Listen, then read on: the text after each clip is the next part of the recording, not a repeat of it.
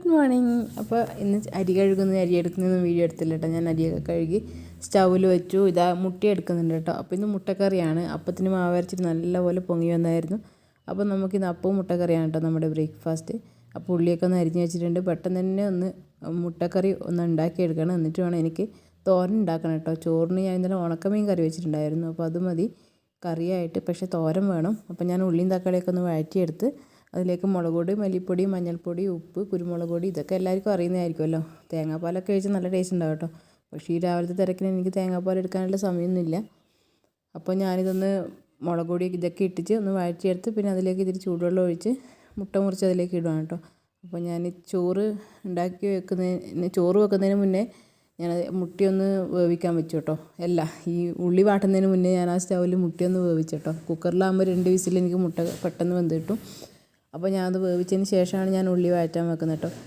അപ്പോൾ അതൊന്ന് വഴറ്റിയെടുത്ത് അതിൽ പൊടികളൊക്കെ ഇട്ട് അതിൻ്റെ പച്ചമണം ഒന്ന് മാറട്ടെ. പച്ചമണം മാറിയിട്ട് പിന്നെ നമുക്കതിലേക്ക് ചൂടുവെള്ളം ഒഴിക്കാം കേട്ടോ. തേങ്ങാപ്പാലൊക്കെ ഒഴിച്ച് നല്ല ടേസ്റ്റ് ആയിരിക്കും അല്ലേ? നിങ്ങളെങ്ങനെയാണ് കറി ഉണ്ടാക്കലെന്ന് കമൻറ്റ് ചെയ്യണം കേട്ടോ.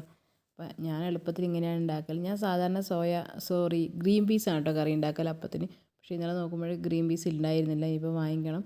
അതുകൊണ്ട് ഇനി മുട്ടക്കറി ഉണ്ടാക്കാമെന്ന് വെച്ചു.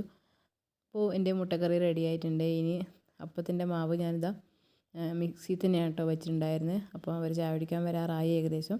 അപ്പം ഞാൻ വേഗം അപ്പം ചുട്ട് വെക്കാം കേട്ടോ. ഇവിടെ എല്ലാവർക്കും ചൂട് സാധനം തന്നെ വേണം. അപ്പോൾ ചുട്ട് വെക്കുവാണ്.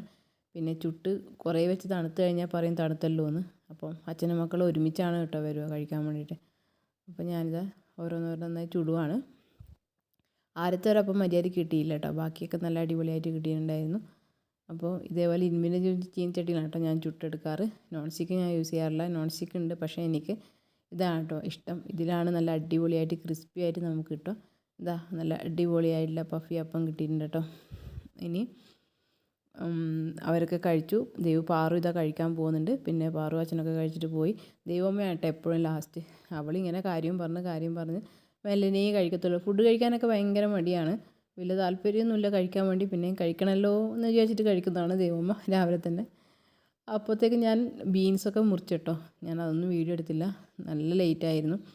ബീൻസ് മുറിച്ചു. പിന്നെ ക്യാരറ്റും ബീൻസും ഉണ്ടാക്കുന്നതാണ് കേട്ടോ എനിക്കിഷ്ടം. ഞാൻ അതിലൊരു ക്യാരറ്റ് ഇങ്ങനെ ചുരണ്ടി ഇട്ടിട്ടുണ്ട്. പിന്നെ പച്ചമുളക് അതിലേക്ക് മഞ്ഞൾപ്പൊടി ഉപ്പിട്ടൊന്ന് വേവിക്കാൻ വെച്ചിട്ടോ. അപ്പോൾ അവരൊക്കെ ചായയൊക്കെ കുടിച്ചു പോയി. പിന്നെ ഇത് എനിക്ക് വേണ്ടി 2 അപ്പം ചുടുവാണ് കേട്ടോ. അപ്പോൾ ഒരു കട്ടൻ ചായയാണ് രാവിലത്തെ പതിവ്.